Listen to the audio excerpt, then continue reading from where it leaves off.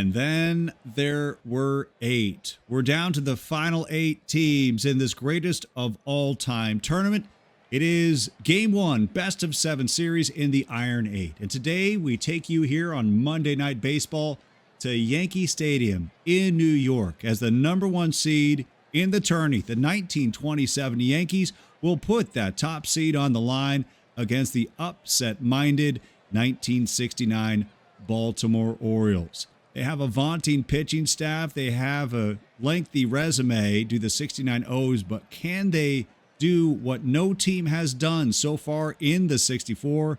That is defeat the great 1927 Yankees. We'll find out today. It's Game 1 of a best of 7 series with a trip to the Fox 4 on the line here in Out of the Park 25. With that, let's take you down to the field at Yankee Stadium. Another packed house today. 27 Yankees against the 69 Baltimore Orioles. Don Buford leading off with a ground ball out. That's how this game will start. The Iron 8, coincidentally named after Cal Ripken Jr. Cal Ripken Jr. wore the number 8 throughout his major league career. A couple of tie-ins, obviously, with the Iron 8, the nickname, and the number. Not only did Cal Ripken Jr. wear number 8, and not only was he in this tournament, his Baltimore Orioles were eliminated earlier in this tourney. Also, of course, the Iron Man streak, he passed the great Lou Gehrig, who will be playing here today in the midst of his Hall of Fame career. Lou Gehrig, the Iron Horse himself. So a couple of iron connections here today between the O's and the Yankees. Paul Blair now steps in. Blair making his Iron 8 debut in this 1969 season, playing in the first of 2 All-Star seasons. Paul Blair, the 25-year-old out of Cushing, Oklahoma, up against George Pipgras. First pitch swinging, ground ball right side, past Gehrig for a base hit. So Paul Blair, motor mouth himself for that talkative nature, has a 1-out single.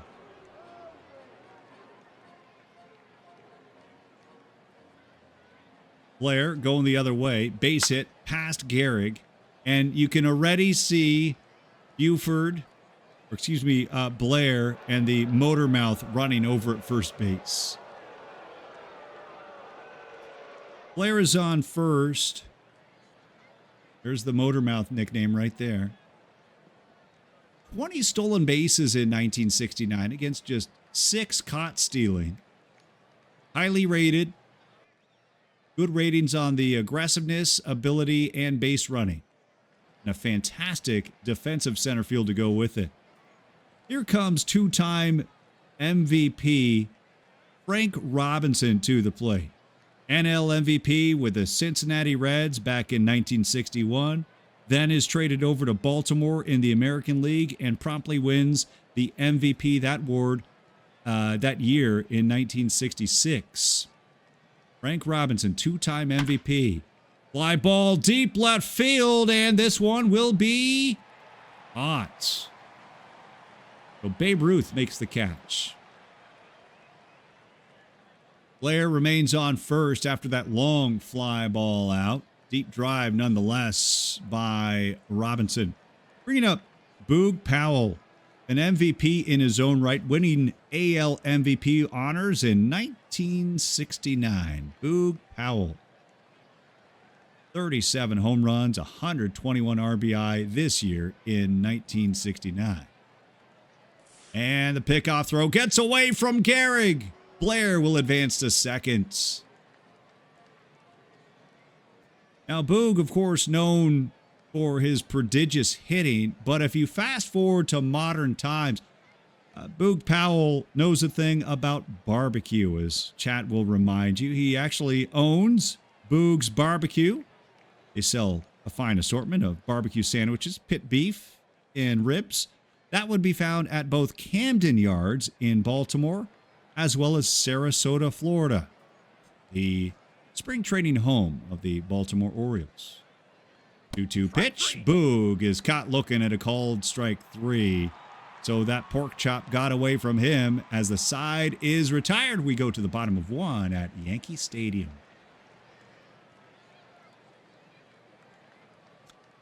Back for the bottom of the first, our first look at the Murderers Row, the 1927 New York Yankees.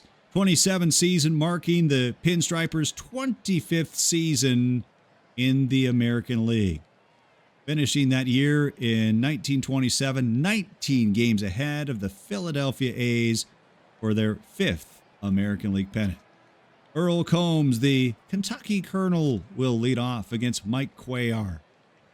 Cuellar in this 1969 season, 23 wins against 11 losses and a 2.38 earned run average. His first 20-win season in 1969. He would win 2 more times in the 20s. He would be a 3 straight time he would win 20 games or more from 1969 to 71, and then he would do it 1 final time in 1974. Mike Cuellar on the mound up against Earl Combs. 1-2 pitch from Cuellar is lined to the shortstop, and the sure-gloved Belanger is there. One of the best defensive shortstops in the game of baseball, Mark Belanger. Makes it look so easy. Boy, look at that range, too. 75 out of 80. And look at where this ground ball is placed. And look at him come up with it. That is just fantastic. Didn't even have to dive. No mustard on that hot dog necessary. Belanger with a nice play. And that brings up Tony Lazzeri. Lazzeri batting from the right side. 3-1 is the count. And it's low for ball 4.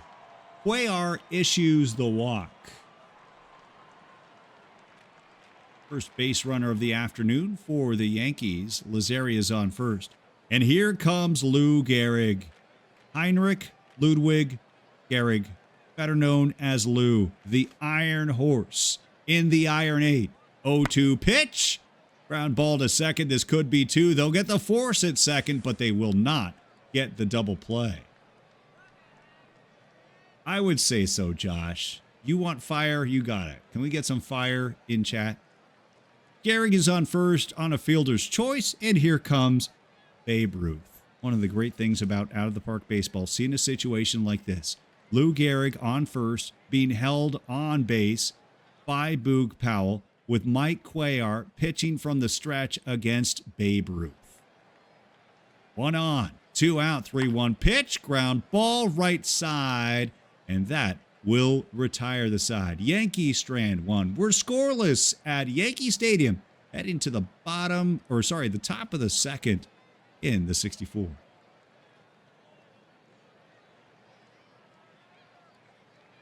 Merv Rettenmund getting the start here for Earl Weaver's Baltimore Orioles. Rettenmund, a .247 hitter in 1969. He'll get the start in left.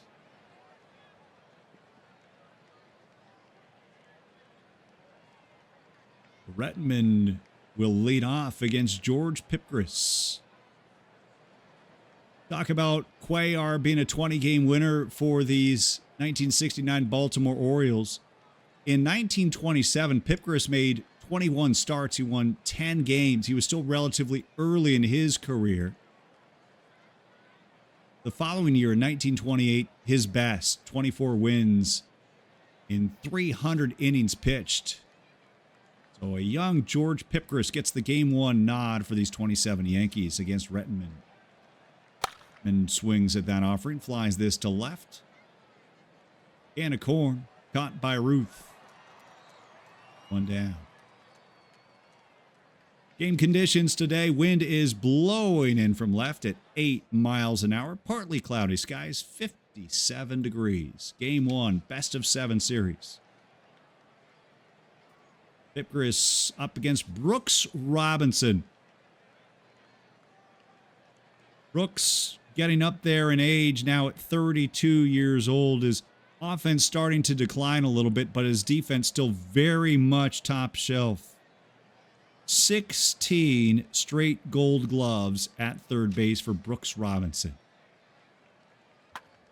Robinson grounds down the line to third. Nice play by his counterpart as Dugan makes the play. Robinson retired, 2 down. Andy Etchebarren getting the start at catcher here today over Ellie Hendricks. So it's going to be Etchebarren getting the game 1 start, and he'll bat from the number 7 spot in the order. 2-0 pitch, ground ball to short. 6-3 in her scorecard. Side is retired. 1, 2, 3 O's go quietly in the seconds.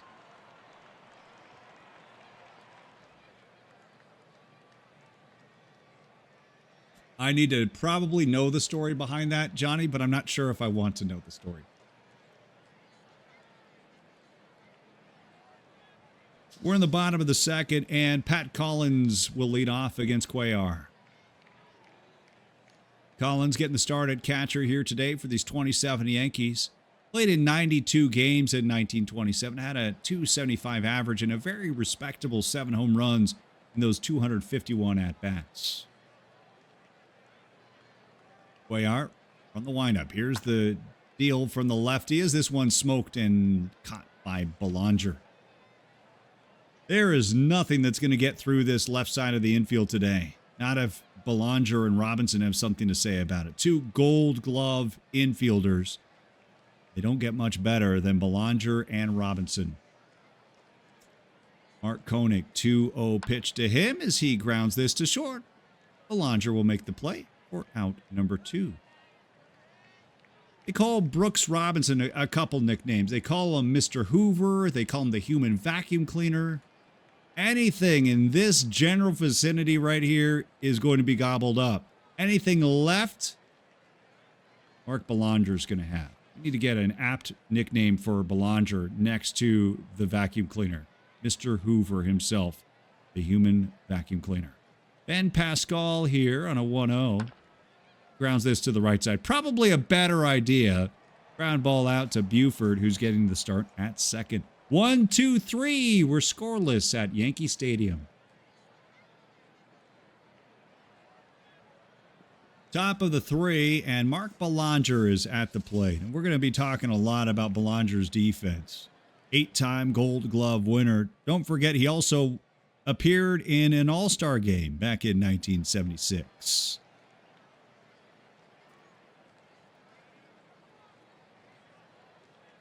Belanger to lead off. Here's your 2-2 offering. Ground ball, third base. Dugan makes the play. 1 down. Joe Dugan playing third base today for the New York Yankees. That brings up the pitcher, Mike Cuellar. DH not in effect in the late 1960s, even in the American League. But even if it were, we would not be seeing any DH here in this tournament. In fact, if you were to look at this tournament field right now, the 8 teams that remain, only one of those teams would be deploying a designated hitter. We have the 1927 New York Yankees, 1969 Baltimore Orioles, 1986 New York Mets playing in the National League, 1943 St. Louis Cardinals, 1955 Brooklyn Dodgers, 1910 Philadelphia Athletics, 1939 New York Yankees, and the only one to be playing with a DH in their era, in their specific year, and in their league, the 1999 New York Yankees. Mike Cuellar, the pitcher, a 117 hitter in this 1969 season. 2-1 pitch to him as he flies this deep to right center field, and it's at the track, and it's going to one-hop to the wall. Cuellar is rounding second. He's heading for third, and Cuellar has a head-first triple.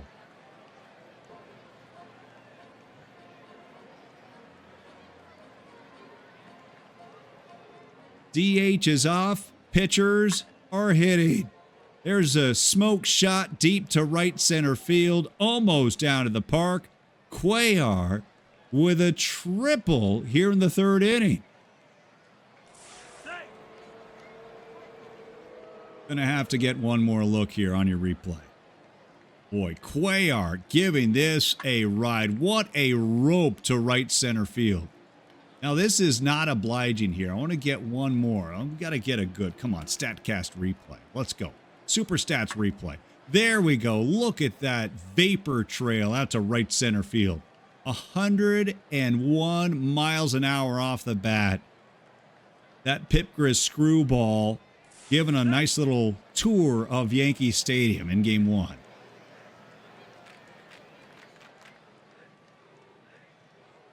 Let's take a look at the lifetime statistics of Mike Cuellar.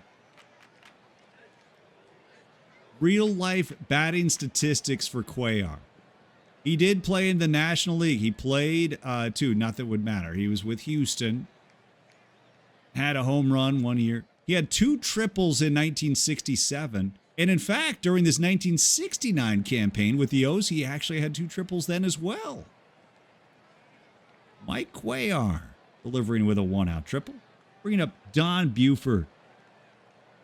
Buford, a College World Series champion with the USC Trojans in college back in 1958. Also a standout running back during those days in SoCal. Don Buford, a chance to put the O's on the board. 1-0 pitch. Buford, ground ball, shortstop. They hold the runner at third and throw across. Koenig's throw is in time. Buford retired. Cuellar remains on third. Paul Blair now at the plate. Blair, a 2-time All-Star, amateur free agent, signing with the New York Mets back in 1961. Paul Blair getting the start here today in center field. 2-2 to Blair. Blair, swing and a miss, strike 3. Pipgriss gets the strikeout to leave Cuellar stranded on third. We head to the bottom of 3 at Yankee Stadium, scoreless in Game 1 of the Iron Eights. Getting some questions about the Baltimore Orioles pitching staff. We do have McNally and Palmer on the staff. Palmer is 16-game winner in 1969. McNally, 20-game winner in 69. And don't forget about Tom Phoebus as well, 14 wins in 1960. What a rotation. Cuellar will pitch here in the third inning. Take on Joe Dugan. Jumpin' Joe, best defensive third baseman of his era at the plate. And just savor that for a moment. Joe Dugan from the late 1920s without peer at his position. And then Brooks Robinson, not only the best of his era, but many would say the greatest of all time at his position. Over at the hot corner. Joe Dugan, 0-1 pitch to him from Cuellar. He grounds this to second. Easy play made by Buford. There's out number 1. Don Buford, a strong left fielder, also a solid second baseman as well, as Earl Weaver gives him the start here today at second base, ahead of Davey Johnson. Johnson on the bench here as Don Buford gets the start at second base. Pitcher George Pipgriss now steps in. 2-0 pitch from Cuellar as he lifts a fly ball to center. Catch is made by Blair for out number 2.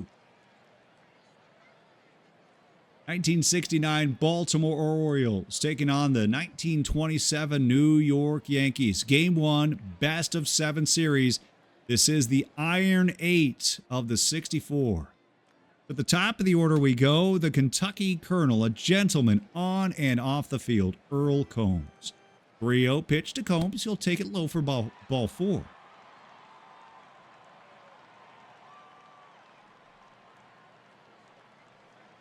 Combs reaching on a 2-out walk, bringing up Tony Lazzeri.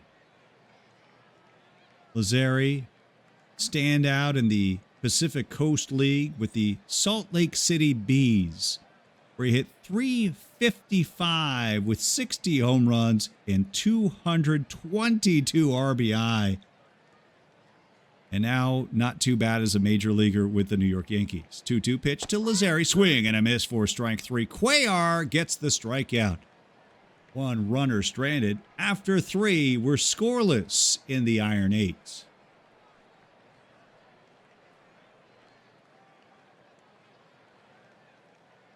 Three, 4, 5 in the 1969 Baltimore Orioles order. We're broadcasting in front of 785 viewers on Monday Night Baseball. Settle in, enjoy the show, keep the chatter lively. This show is filmed before a live studio audience. Frank Robinson, your leadoff man. First player ever to win MVP awards in both leagues. Did it with the Cincinnati Reds as a National League MVP, and then did it again as an American leaguer with the Baltimore Orioles. Frank Robinson at the plate. Here in the fourth, Robinson pokes this one up the middle. It's a base hit. Frank Robinson has a base knock. It's the third of the afternoon for these Orioles.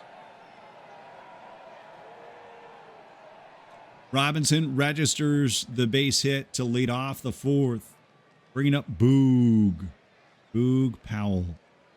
John Wesley Powell earned that name Boog from his father, short for Booger. Now, not like that kind of booger, but known, you would spell it Bugger, a name in the South for kind of, kids who get in trouble. And his father shortened that to Boog for him, and the name stuck. So do boogers, I guess. Boog gets a hold of that one. Fly ball center field, and this one will be caught. Catch on the run by Combs. Robinson advances to second on the long fly ball out to center. Robinson now in scoring position for Merv Rettenmund. Rettenmund, who played high school ball in Flint, Michigan at Southwestern High School before playing collegiately in Muncie, Indiana at Ball State University. 3-1 pitch. Merv grounds this to second. That will advance the runner Robinson to third.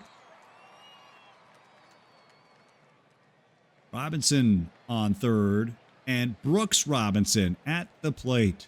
Brooks Robinson, .234 hitter in this 1969 campaign. 23 seasons, all with the Baltimore Orioles.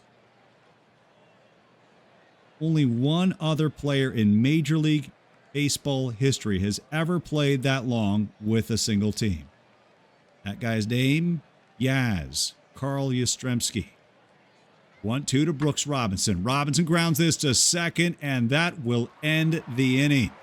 Oh, stranded runner on third, heading to the bottom of 4 in the Bronx.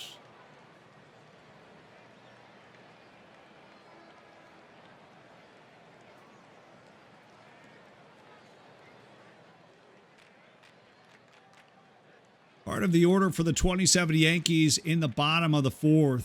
Gehrig, Ruth, and Collins still trying to figure out Mike Cuellar so far. Gehrig, 2-2 pitch to Lou. Little tapper back to the mound.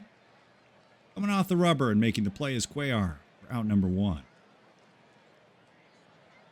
Brings up Babe Ruth. George Herman Ruth, the Bambino, the Sultan of SWAT, at the plates. That electrifying 1927 season, he lifts a fly ball to center field. On the run and making the catch is Blair for out number 2.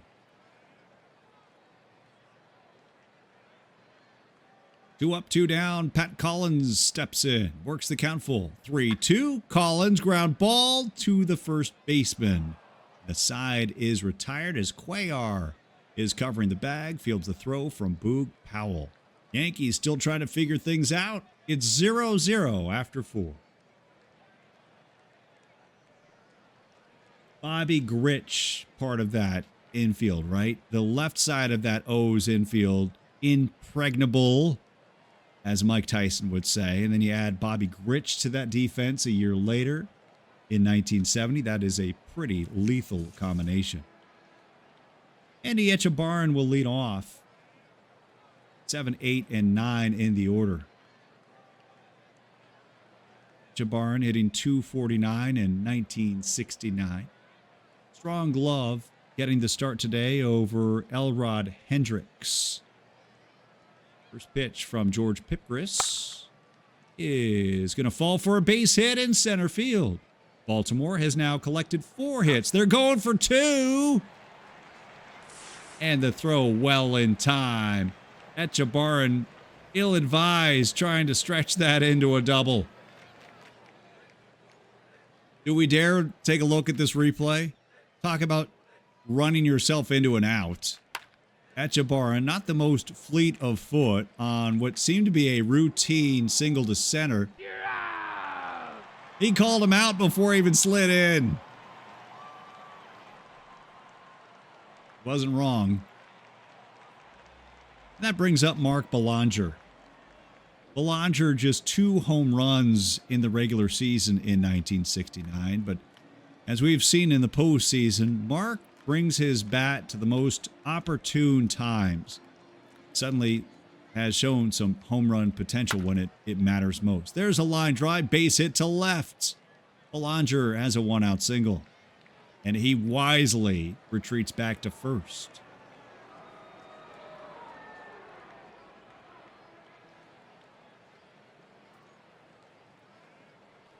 So Belanger with a good crack of the bat. Out to left, line drive, base hit. And the O's have their 5th base hit of the ball game up against Pipgriss. Belanger can run as well. 14 steals and 20 attempts in 1969. Mike Cuellar at the plate. His last time out had a triple. First pitch, Cuellar is going to square to bunt. Puts this down the line. That's too good of a bunt. It went all the way to the third baseman. Dugan didn't have to go far in on the grass to field that one. Cuts off the lead runner. They get the force out at seconds. So Cuellar is on a fielder's choice. Back to the top of the O's order we go, and Don Buford. Buford, we mentioned the College World Series championship that he won at USC in the late 1950s. His teammates that year, among them, the general manager, Pat Gillick, and Ron Fairley, broadcaster Ron Fairley. Buford at the plate. 3-1 pitch to him. He gets the green light. He goes the other way. It's a base hit. This will go to the wall. That's got extra bases written all over it. Buford to second. They will wave the runner in. There will be no throw. And the O's have scored on a Buford double.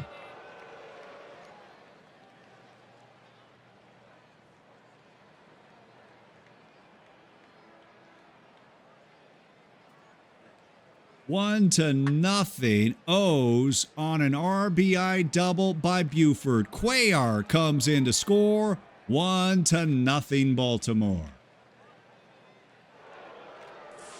Nice piece of hitting there by Buford.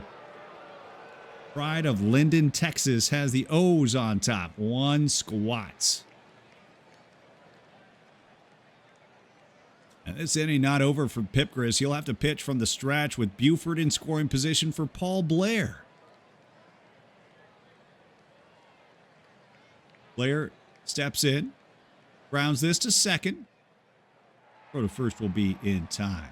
O's leave a runner stranded in scoring position, but they break up that scoreless tie. We head to the bottom of the 5th at Yankee Stadium, with the O's on top against the Yankees, 1-0. Just Beamsa is trying to gamble perfect points here, saying this is going to be your final score. With this lineup, Ruth and Gehrig. Now, granted, they are 2 lefty bats against Mike Cuellar, who's looked very good so far. Boy, if you can keep these guys without a run, that is saying something. Mark Koenig, your leadoff man, as we're in the bottom of the 5th against Mike Cuellar. 1-2 pitch from the lefty. Fly ball, left field, tough play. It will be caught. Rettenmund will make the catch for out number 1. Bringing up Ben Pascal.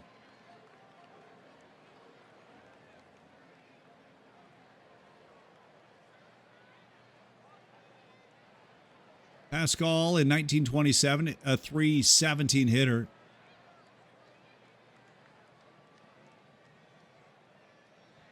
Cuellar on a 1-1 offering. Ground ball, second base. Oh, it's booted by the second baseman. That's going to be an error. Buford misplayed it. Pascal reaches.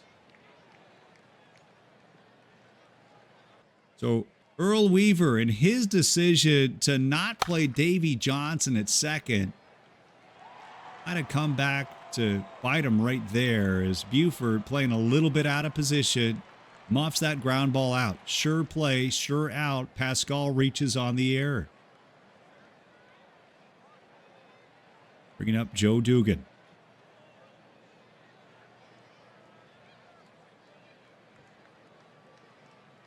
Jumpin' Joe at the plate. Went from college ball, College of the Holy Cross, to the major leagues, playing for Connie Mack's Philadelphia A's to start his career. Dugan at the plate. 1 on, 1 out, full count pitch. And a sinking liner right back to the pitcher. Nice grab by Cuellar. 2 down. Bringing up the pitcher, George Pipgriss.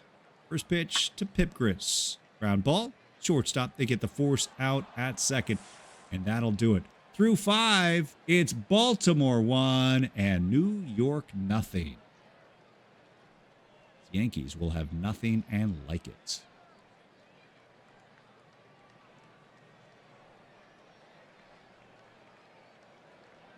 Frank Robinson will lead off the top of the 6th inning for these 1969 Baltimore Orioles.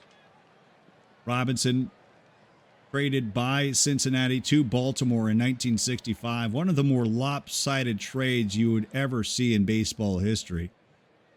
Would wind up winning a Triple Crown and MVP honors in his first season in Baltimore in 1966.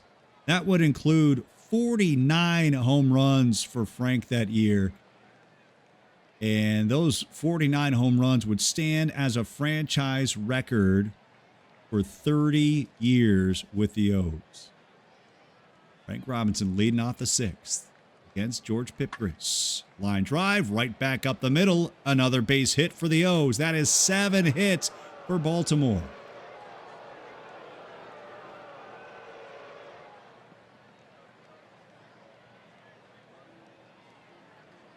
Frank Robinson delivering his second base hit of the ball game. That almost took off Pipgriss's hat right there.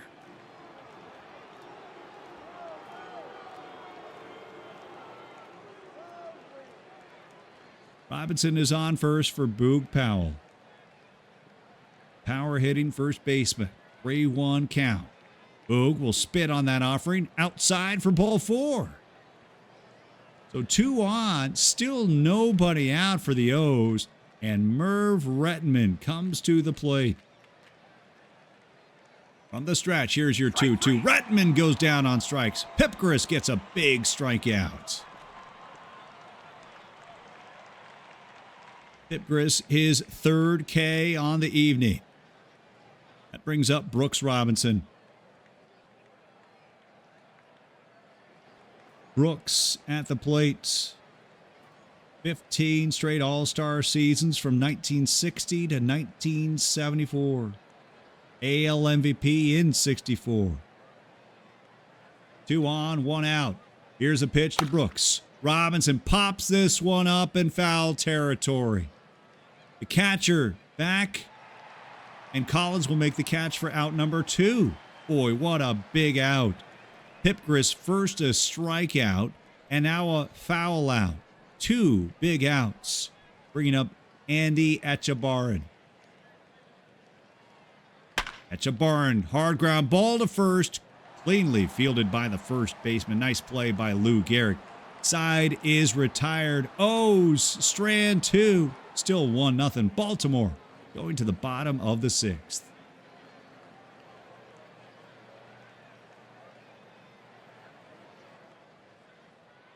'27 Yankees will send the start of the order to the plate here against Mike Cuellar, who's put up a lot of goose eggs so far in Game 1 of this Iron 8 matchup. Number 1 seed 1927 New York Yankees trying to take down these number 7 seeded 1969 Baltimore Orioles. It's a best of 7 series all week long. Cuellar's pitch to Combs. Combs goes the other way, and that's a first base hit of the game. No hitter is no more as we start the 6th inning. Earl Combs, the gentleman himself, with a base knock.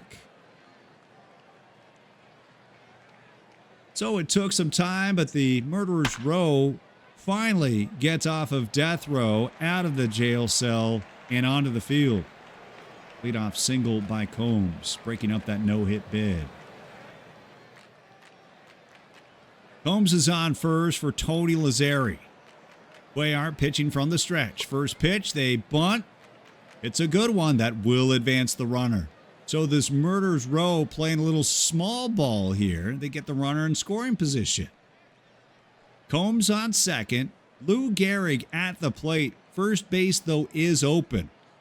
I wonder if Earl Weaver calls for a walk here. Maybe put Gehrig on intentionally. Cuellar from the stretch. 0-1. They're going to go after him. Ground ball to short. That will move the runner to third. Gehrig is retired. 2 down. Babe Ruth steps up to the plate. Game time run on first as the Yankees finally have their first hit of the game against Mike Cuellar. Can they now get their first run of the game? Here's your 2-2 from the stretch. Gehrig swings, fly ball, deep left field. Out of here! Babe Ruth! 2-run homer in the 6th. The 27 Yankees have taken the lead.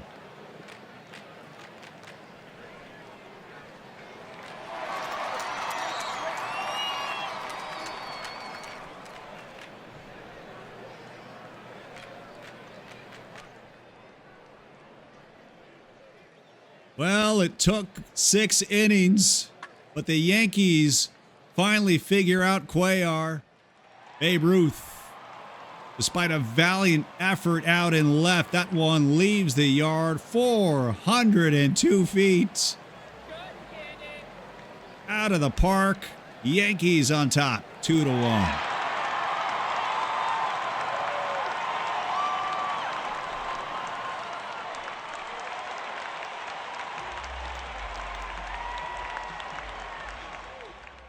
Do need to take one more look. Look at this effort by Rettenmund in left field. Literally scaling the wall at the very top. Gave it a good shot.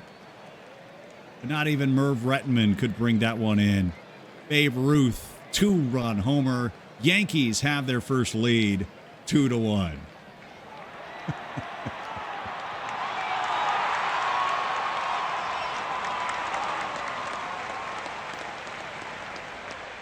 Well, that's a first. I've seen a few things. That's the first I've seen that one. That was pretty cool. So Babe Ruth, go ahead, 2-run home run. Brings up Pat Collins with the bases empty, and he drills one to right, and this one will be caught by Robinson. Nice catch by him, but the Yankees have taken the lead. After 6, it's the 1927 Yankees 2, the 1969 Baltimore Orioles 1.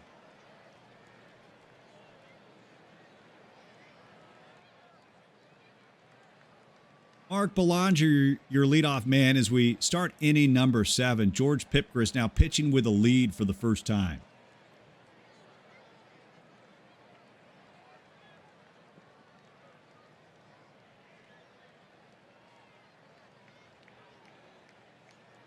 Belanger, 2-1 offering to him. Fly ball to right. This is near the track. This one will come back in, though. Pascal makes the catch for out number 1. Want to remind you, this is a best of 7 series. You'll be able to see the continuation of this series tomorrow, Tuesday, over on my channel. That will be 1 p.m. Pacific time if you'd like to catch Game 2 action. With that, let's take a look at your out-of-town scoreboard, see how the other games are going here today. All Game 1 matchups in the Iron 8. St. Louis Cardinals of 1943 leading the 1986 New York Mets at Shea Stadium 5-1. Luke Klein has homered for the 43 Cards as the Number 7 seed is out to the early lead against the 4th-seeded Mets. That game is in the 6th now. Out in Philadelphia, 1955 Brooklyn Dodgers have taken a 2-0 lead against the 1910 Philadelphia A's. And a battle of pinstripers in the Bronx. The 99 and 39 Yankees. Joe DiMaggio has just walked against Roger Clemens, as Clemens and the 99 Yankees are trying to protect a 6-3 lead in the 5th inning. Darryl Strawberry, Charlie Keller, Lou Gehrig, and Red Rolfe have all homered so far at Yankee Stadium. That game is in the 5th inning. We'll have Game 2 action tomorrow over on my channel. And then on Wednesday, we'll give you a double dip. We'll be giving you some Game 3 action over on here, the At the Park Developments channel at 11 a.m. And then we'll have Game 4 play going on, Game 4 action, I should say, over on my channel right after that. All right, Mike Cuellar now at the plate. Cuellar already a triple to his ledger so far in this game. Cuellar flies this to left. This is going to be trouble here. It's at the track, just in front of the pole. Babe Ruth makes the catch. Cuellar almost left the yard in that short porch out and left. Boy, that was trouble. Don Buford now at the plates. 1966, Buford establishing himself as one of the premier leadoff hitters in the American League. Second only to Bert Campaneris that year with 51 stolen bases. Also led the league that year in sacrifice hits with 17. Don Buford at the plate. Up against George Pipgriss. Little tapper back to the mound. Pipgriss fields it. Throws to first. Side is retired. We take you to the 7th inning stretch at Yankee Stadium, where the 27 Yankees lead the 69 O's 2-1. Mark Koenig to lead off. We're in the bottom of the 7th. Mike Cuellar and the O's trailing 2-1 after that Babe Ruth home run. There's a pop-up just inside the infield. And the first baseman, Boog Powell, will make the catch. Bring on the tap dancing, says Ollie. I do, Minerva. As always, we will always raid into right afterwards. We send it on over to EVC in NYC too. EVC has a broadcast every Monday. I assume that's still happening today, EVC. Correct me if I'm wrong, but that's been our plan. Ben Pascal will lead off. We're in the bottom of the 7th. Or sorry, there's one down. Ben Pascal works the count, 3-1. Ground ball to third. Couple great streams on deck for you today. EVC and NYC2 will be doing the weekly Theme Team playoff recap. Also on the schedule, I believe, is TLDR, Timeline Diamond Rewind with Attica Online. So if you want to continue to get those affiliate drops and support your streamers, please go ahead and do that. We have Attica Online going on this evening, and we'll be raiding on over to EVC and NYC2. Jumping Joe Dugan up at the plate with 2 down. First pitch to Joe. Flies this to center. Can of corn. Catch is made by Blair. 1, 2, 3. Yankees go quietly in the 7th. At the end of 7, it's the 27 Yankees leading the 69 O's 2-1. Paul Blair leading off. We're in the 8th with the O's trailing 2-1. Paul Blair, 7 straight Gold Gloves as a center fielder from 69 to 75. Blair is going to lead off. Has the full count. 3-2 pitch is taken low for ball 4. So Blair draws a leadoff walk.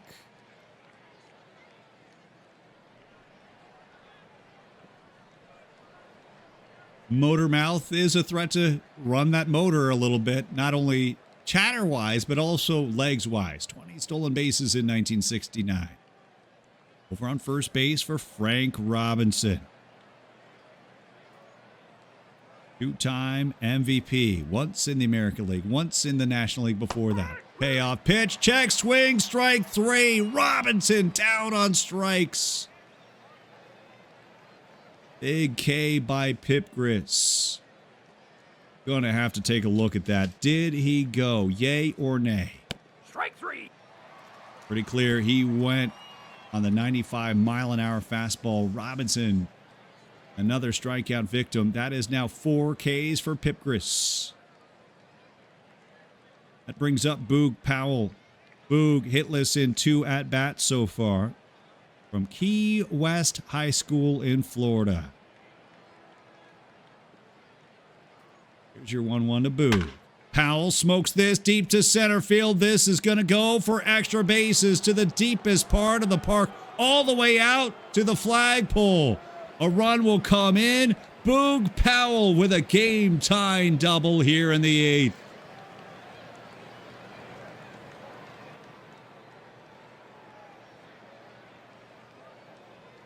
Any other ballpark, this one is gone. Boog Powell gave it a ride. Off the fence, out in center field, RBI double, and we're tied at 2 in the 8th. Boog Powell bringing in Blair, RBI double, and we're knotted at 2. Way to go, flying attack squirrels. Powell is on second after that game-tying RBI double, and Merv Rettenmund at the plate. They're going to walk him. Intentional walk as Rettenmund is given the free pass. O's have 2 on and 1 out, and they're walking Rettenmund to get to Brooks Robinson. Let's see if Robinson takes kindly to that. Pipgriss from the stretch. Go-ahead run is on second. Here's your pitch on 3-1. Inside, ball 4. Brooks Robinson draws the walk, and the O's load the bases. 4th walk issued by Pipgriss, and in comes the catcher, Andy Etchebarren. Etchebarren, not known much for his bat, more for his glove. .249 hitter in 1969. Just 3 homers in those 254 plate appearances. They don't need a homer here, though. They just need a base hit. Yankees defense will play in on the grass. 1 down. Bases loaded. Game tied at 2. Pipgriss from the stretch. 3-1 pitch. Ground ball. Shortstop. Fielded. Throw to home. They get the force. The throw to first will not be in time. Almost turned the double play as Etchebarren grounds into a bases-loaded fielder's choice. So the bases do remain loaded. Rettenmund advancing to third, Robinson to second, Etchebarren to first.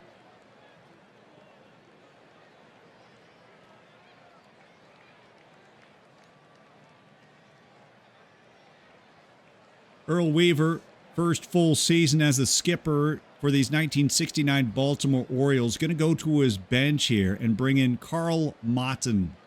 So Motten will pinch hit here. .303 hitter in 69. One would argue perhaps the right time to bring in Motten would have been the at-bat before with Etchebarren at the plate. You pinch hit, you bring in Motten against Pipgriss. And then you can bring in Ellie Hendricks in as the new catcher after that. But that's not the deck that's been played here. Instead, Motten will come to pinch hit in the number 8 spot in the order. And Mark Belanger, the slick fielding shortstop, will be out of the contest. Motten is in. Belanger is out. Bases loaded. 2 out. Tie ball game in the 8th. Motten first pitch swing and ground ball. Shortstop. They get the force at second. The Yankees get out of the jam. But Boog Powell ties it up on an RBI double.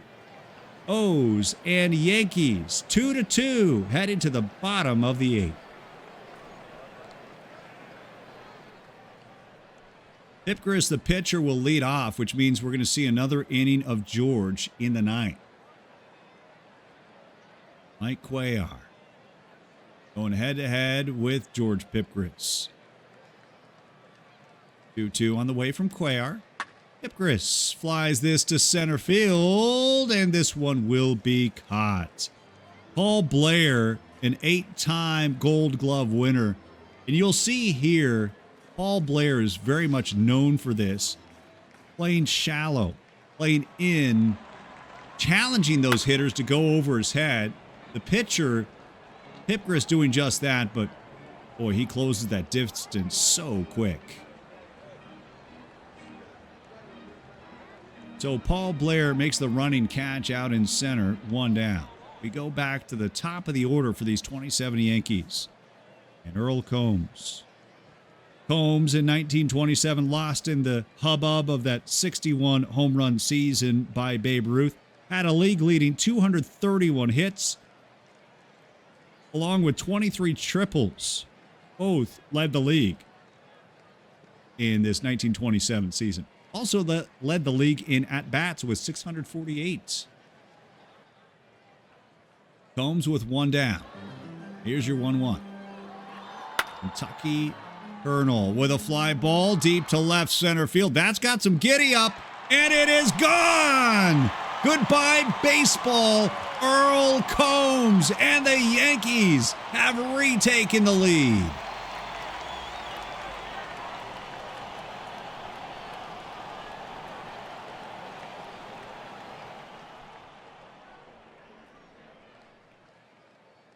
Combs taking Cuellar out of the yard. 476 feet. And the 27 Yankees reclaim the lead in the bottom of the 8th.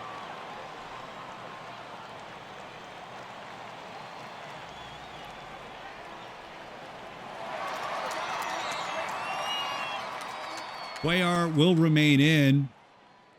Pitch count just south of the century mark at 97. Tony Lazzeri. 3-0 pitch to him from Cuellar. Low for ball 4. So Cuellar starting to run on fumes perhaps after surrendering that home run. Now giving up a 4-pitch walk to Tony Lazzeri. And now things get really interesting.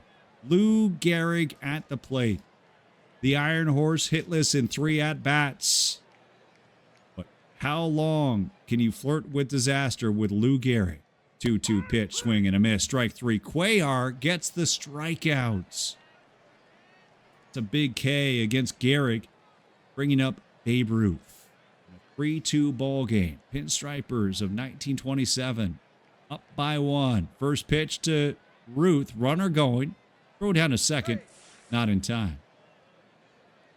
Lazzeri with a stolen base puts him in scoring position. Do you think now, if you're Earl Weaver, do you call for the intentional walk against Babe Ruth? First base is open. I say yes. They're going to do just that. So the Yankees, in some ways, and Miller Huggins sending his runner to second to get that stolen base, might have taken the bat out of Babe Ruth's hands by doing just that. We'll see if Pat Collins can make them pay now with 2 on and 2 outs. 2-2. Fly ball. Center field on the run. And making the catch is Blair. Side is retired. But the 27 Yankees have taken the lead on a solo home run. We head to the 9th in the Bronx. 1927 Yankees leading the 69 O's by 1.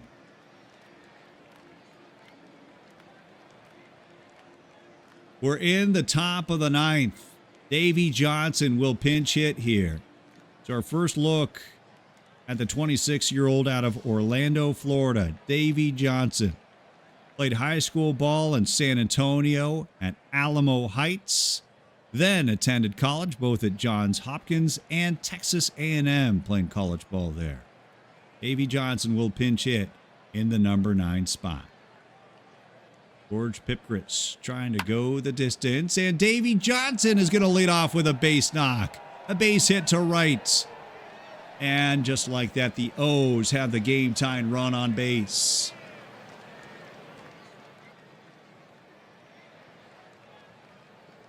Johnson is on first for Don Buford.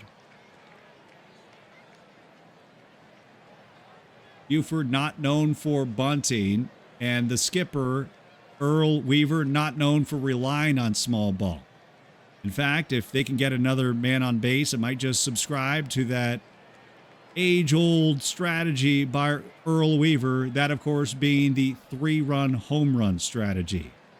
Don Buford at the plate. Game-time run on base. 3-0 pitch is taken inside for ball 4. Bipgris walks his 5th. And now the game-tying run is on seconds. Bipgris will remain in. And Paul Blair is at the plate. And Frank Robinson awaits on the on-deck circle.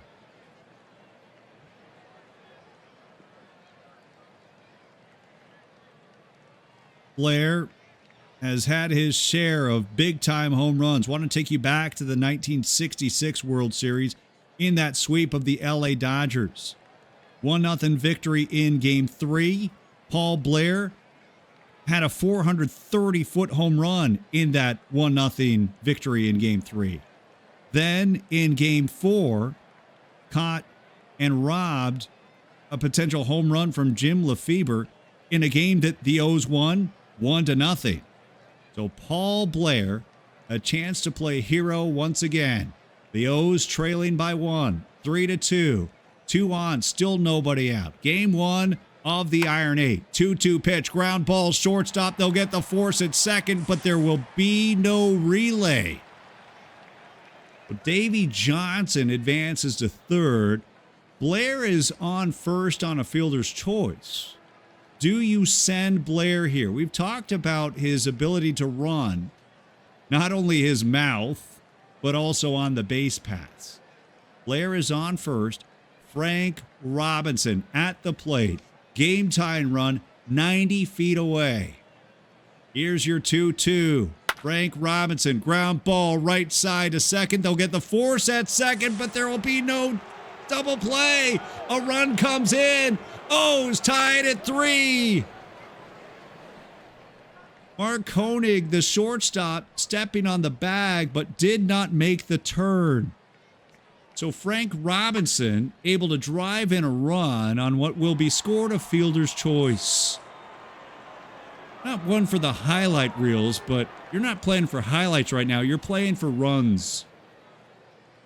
Robinson tying it up on that fielder's choice. And here comes Boog Powell. Bipgris still on the mound after 130 pitches.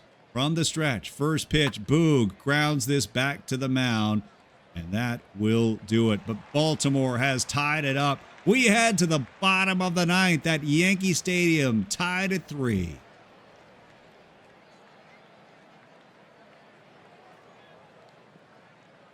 New pitcher for Baltimore in the 9th. So the day is over for Mike Cuellar, who will get a no decision. 8 innings, just 3 hits, 3 runs, 4 walks, 2 strikeouts. New pitcher for Baltimore on a Beetle Boy 911 emergency call to the bullpen, Eddie Watt. Watt, 16 saves in 1969, a 1.65 ERA, and a whip just above 1 at 1.06.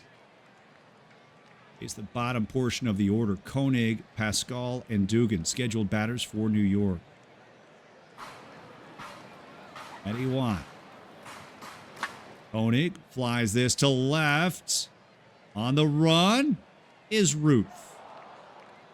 Or Rettenmund, I should say, makes the catch. 1 up, 1 down, bringing up Ben Pascal. Pascal hitless in 3 at-bats so far. 317 hitter in this 1927 season. Here's your 2-2 to Ben Pascal. Swing and a miss. Watt gets the strikeout. Watt cranking up the watts to get that K. And our first look tonight at Bob Musial. Long Bob, pinch hitting with 2 down in the bottom of the 9th. Can he go long here?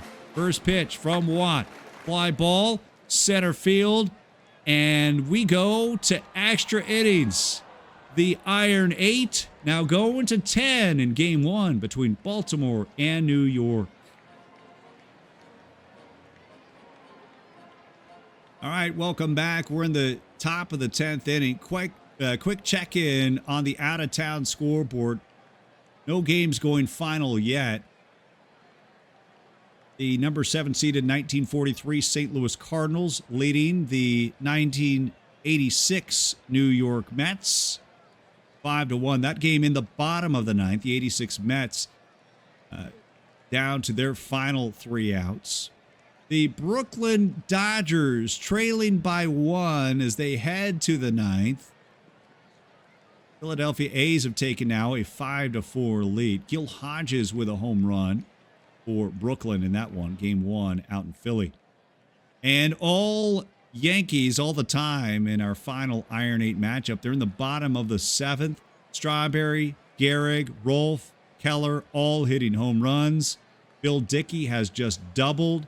2 runs coming in, giving those 1939 New York Yankees a 14-6 lead against the 1999 New York Yankees. So look at your out-of-town scoreboard. Rettenmund, Robinson, Echebarren, your batters here as we're in extra innings. 2-2 pitch, fly ball, right field, and we're going to have an Oppo Taco. Solo home run out to right by Merv Rettenmund. He's got the O's back in front on a solo home run to lead off the 10th.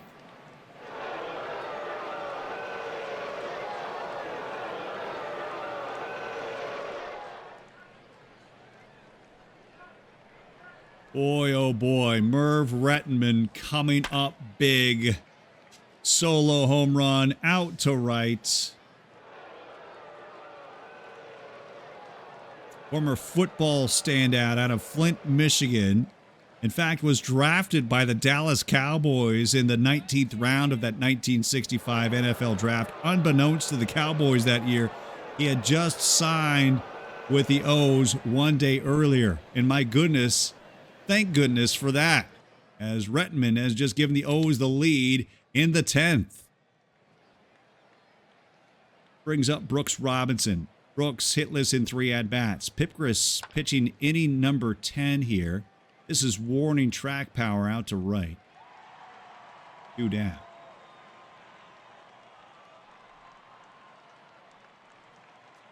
Andy Echebarren on a 1-2 from Pipgriss as he skies this one in foul territory. Who's going to call for this one? It will be the third baseman, Dugan. I beg your pardon, we have a new third baseman. Julie Wera will be the new third baseman in place of Jumpin' Joe. Dugan is out. Wera is in. And the new shortstop for Baltimore. Our first look at the plate of Bobby Floyd. Floyd works the count full. Upstairs for ball 4. Pipgriss has walked his 6th. Bring up Eddie Watt, the pitcher. So Earl Weaver is going to be content to leave Watt in. And presumably Watt, that means, will pitch the bottom of the 10th. 2. Watt goes down on strikes. But it's a home run by Rettenmund, giving the 1969 Orioles the lead. We go to the bottom of the 10th with the O's leading the Yankees 4-3.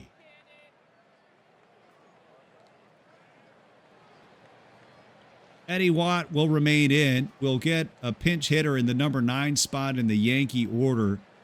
New hitter will be Ray Morehart. Morehart, who attended Austin College, played 2 seasons for the White Sox.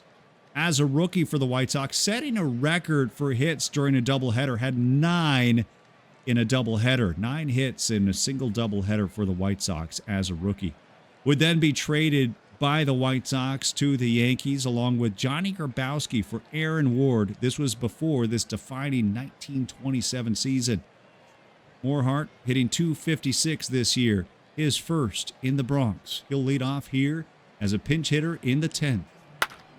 As he smacks this one deep to center field, and this one is off the wall. Morehart heading for second, sliding in with a pinch hit leadoff double.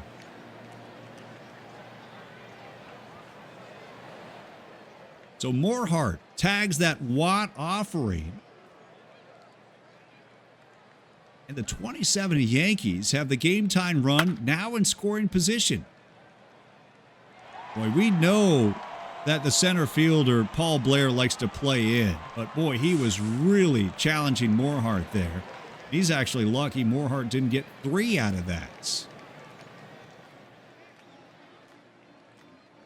Game time run is on second for Earl Combs. Base hit could tie it up. 3-2 pitch to Combs. Combs with a ground ball smothered by the first baseman. Nice play by Boog, but the throw is off the mark.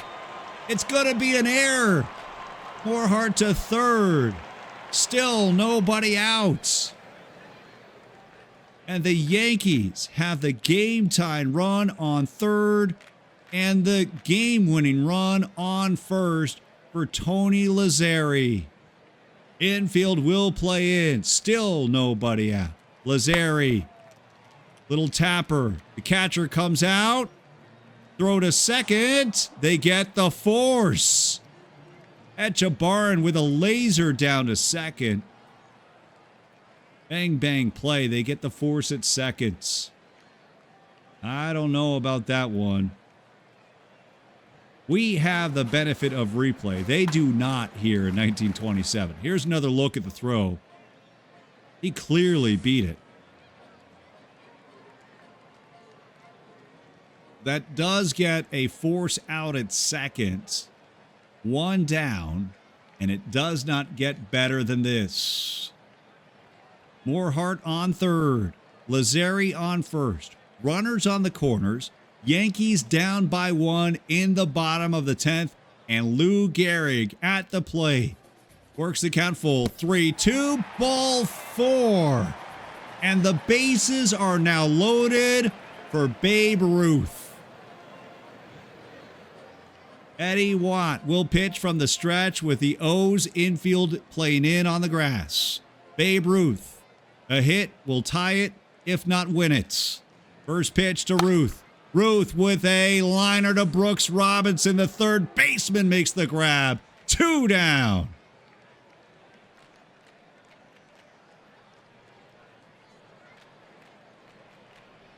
One of the premier defenders in baseball history. Soft liner to him makes the catch. All runners retreat, and the Yankees are down to their final outs. Bases loaded. 2 out. Game 1 of the Iron 8. Pat Collins at the plate. 3-1 pitch. Low for ball 4. Game tying run comes in on the walk. It's 4-4.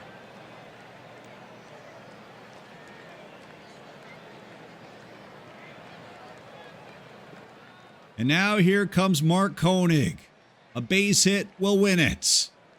Bases loaded. 2 out. Yankees trying to come back and take game 1 on their home field. Fly ball, left field, and caught. He gave it a ride, but Rettenmund hauls it in. We're going to 11 in the Bronx. Game tied at 4.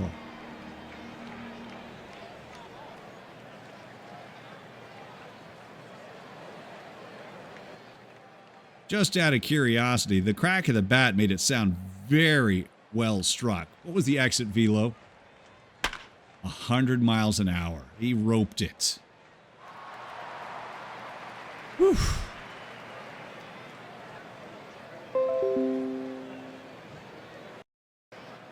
All right, to the 11th we go. Top of the order for the 69 O's. Bonus baseball. Everybody's getting their max drops today, apparently, on Monday Night Baseball. Don Buford, your leadoff man. Up against a new pitcher. George Pipgras is out. Wilcie Moore is in. 13 saves, 19 wins in 1927. Bonus baseball. We're in the 11th. Game 1 of this best of 7 series. Strike 3 looking. Moore gets the K to start off the 11th. Paul Blair now checks in. Center fielder Blair with 1 hit and 4 at-bats. He'll take it inside from Paul Ford.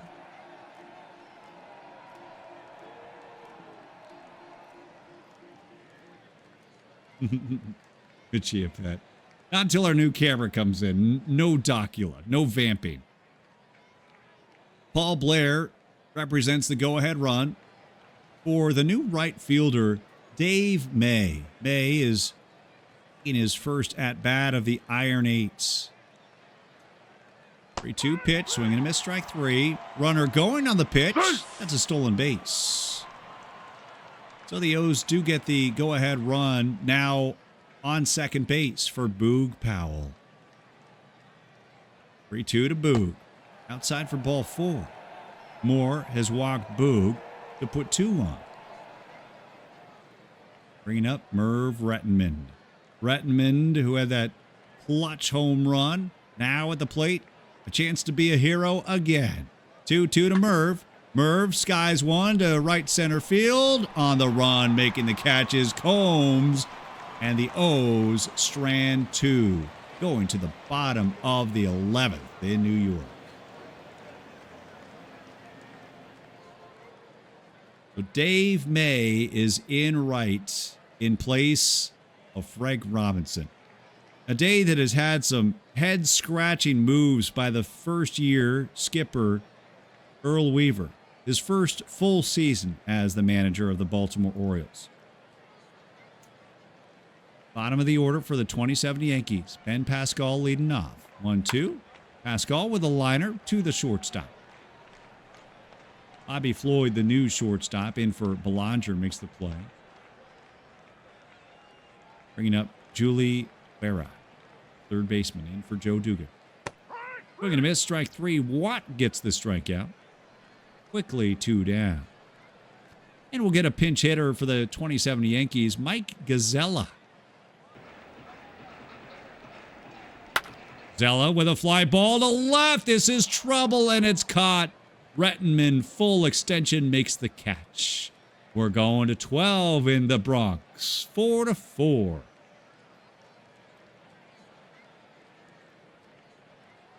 Bob Shockey, your new reliever for these 1927 Yankees. Third pitcher of the ball game now.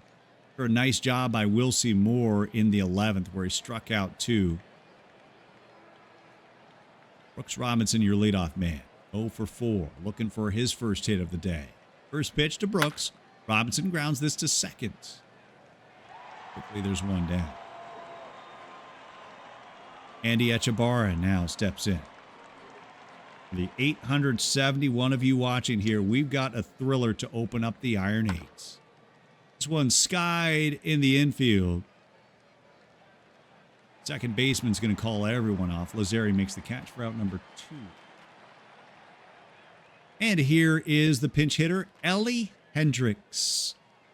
Elrod Hendricks from the U.S. Virgin Islands coming into the game. Catcher by trade, he'll pinch hit in the number 8 spot in the order. Works the count full, 3-2. Hendricks, check swing. Ball 4. O's have another base runner. Go-ahead run is now on first for Chico Salmon. So Earl Weaver emptying the bench, now going upriver as he brings in Salmon. 297 hitter in 1969 after coming over from Cleveland. 2-1 to Salmon. Salmon grounds this to short. Get the force out at second. Side is retired. We go to the bottom of the 12th at Yankee Stadium. Pete Rickert, the new pitcher for the Baltimore Orioles. He'll face the top of the Yankee order. Combs, Lazzeri, and Gehrig. Quick look at your out-of-town scoreboard.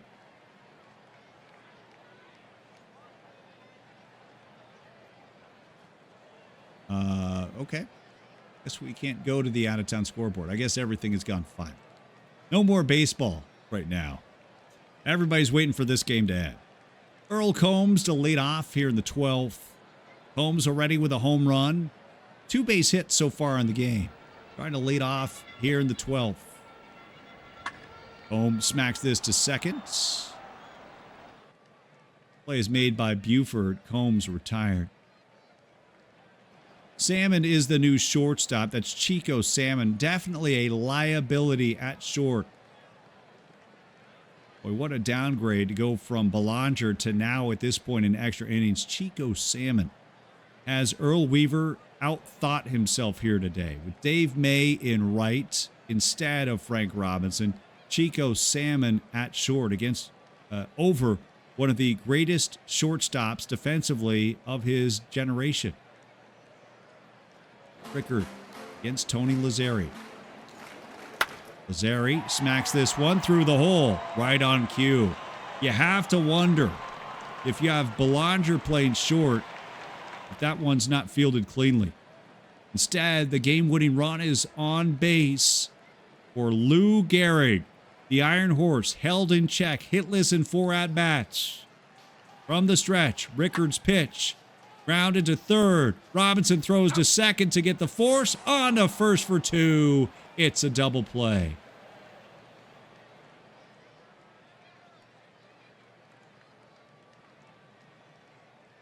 All right, Jeff. Can somebody hook up Jeff with a hot dog, perhaps? He's having a good time. Jeff, thank you for coming in here on Monday Night Baseball.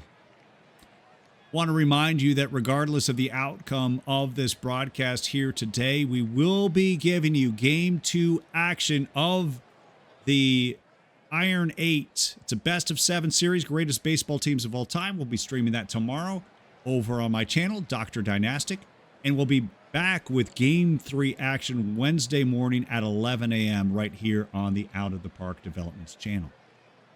Top of the O's lineup in the 13th, Buford, Blair, and May. Don Buford leading off.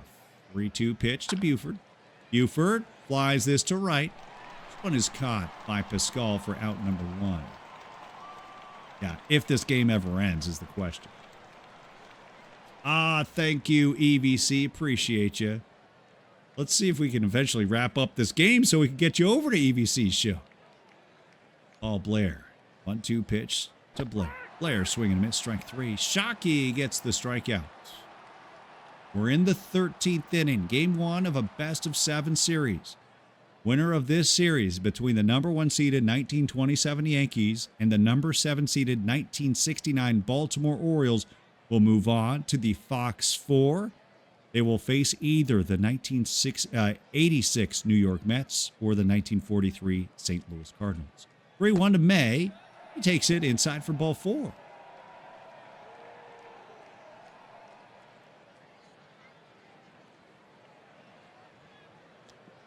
May is on first.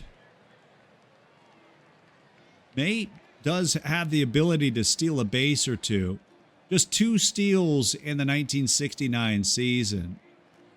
His career high would come 2 years later in 1971 with Milwaukee when he stole 15 bags that year. May is on first for Boog Powell with 2 down. 1-0 pitch. Powell pops this one up. Shortstop Koenig will make the catch, and that is going to do it. We go to the bottom of the 13th. Still tied at 4. All right, Babe Ruth will lead things off here in the bottom of the 13th. 4-4 stalemates. Game 1 of the Iron 8. Babe Ruth, 2-1 pitch to him. Babe Ruth with a fly ball to right, and it's a sliding grab made by May. Yes, he may. Yes, he will.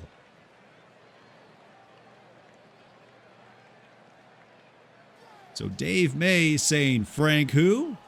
Playing in place of the great Frank Robinson out and right. Nice sliding grab made. Stealing away a base hit from Babe Ruth. Ruth is retired, bringing up Pat Collins. Here's your 1-2. Collins swinging a miss. Strike 3. Rickert gets the K. 2 down, and here comes Mark Koenig. Gehrig hitting .285 in this 1927 campaign for the New York Yankees, considered the greatest baseball team of all time, a team that finished first in the American League, sweeping the Pittsburgh Pirates in the World Series that year. Those 110 wins in the regular season by these Yankees, breaking the American League mark set back in 1912 by the Boston Red Sox. So on paper, one of the greatest, if not the greatest baseball team of all time. But that is the reason behind this tournament, the 64. Are they, in fact, the greatest of all time?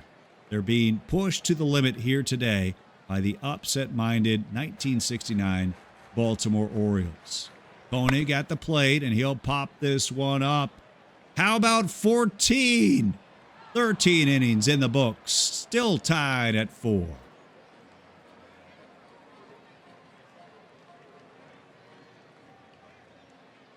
Merv Rettenmund, your leadoff man, as we're in the top of the 14th. 1969 Baltimore Orioles trying to win on the road here in Game 1 at Yankee Stadium.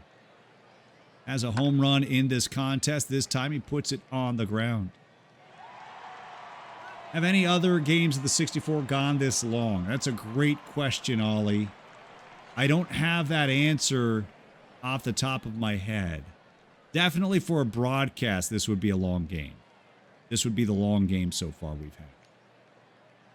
Brooks Robinson still hitless in 5 at-bats.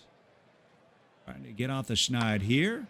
Little tapper up the middle, smothered by the shortstop. Nice play by Gehrig. Brings up Andy Etchebarren. Etchebarren, 1-1 pitch to him. Smack to left field, and this one's got a chance, and it's out. Etchebarren etches his names into the ledger. It's a solo home run with 2 down in the 14th. Andy Etchebarren out of the park. 5-4 Baltimore.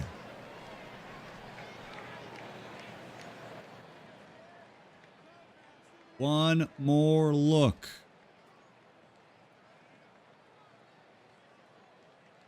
Andy getting all of that one on a curveball into the bleachers, out in left. O's take the lead.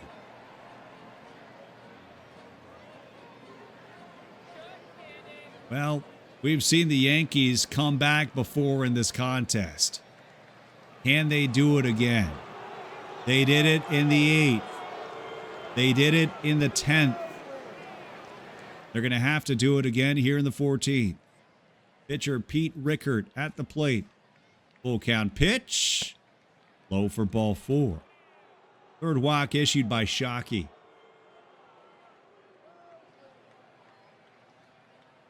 Rickert is on for Chico Salmon. 0-2 pitch. Salmon bloops this to center. And on the run making the catch is Combs for out number 3. We go to the bottom of the 14th at Yankee Stadium. Baltimore trying to pull this one out. 1927 Yankees down to their final 3 outs. They'll bat the bottom of the order. 7, 8, and 9. Ben Pascal leading off. 27 Yankees, the number 1 seed in the 64. They've made it to the Iron 8. Leadoff man flies this to center, and Blair is on the run. Blair makes the catch for out number 1.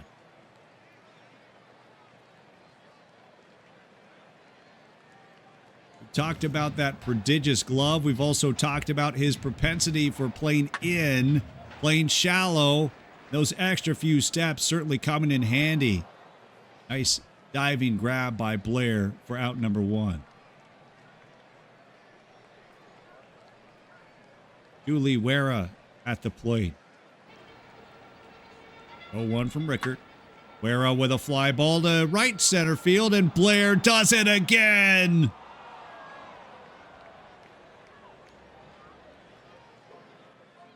Motor Mouth is running that motor here right now. Boy, he is playing some electrifying defense right now for Baltimore. He's stolen 2 hits away. keeping Baltimore on track to win this series opener. So Paul Blair playing some Gold Glove defense. And the 1927 Yankees are down to their final outs. And Benny Bengo will pinch hit. 247 average in 1927. 6 extra base hits in 85 at-bats. Rickert from the windup. Up against the pinch hitter, Bengo. Bengo, line drive, base hit. And the Yankees have the game-tying run on base.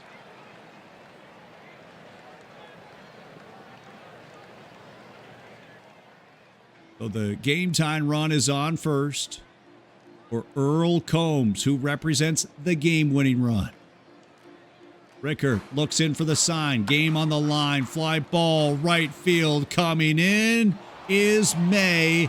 And they put a tidy bow on this one. Baltimore prevails in 14. Your final from Game 1 of the Iron 8. The 69 Orioles 5. The 27 Yankees 4.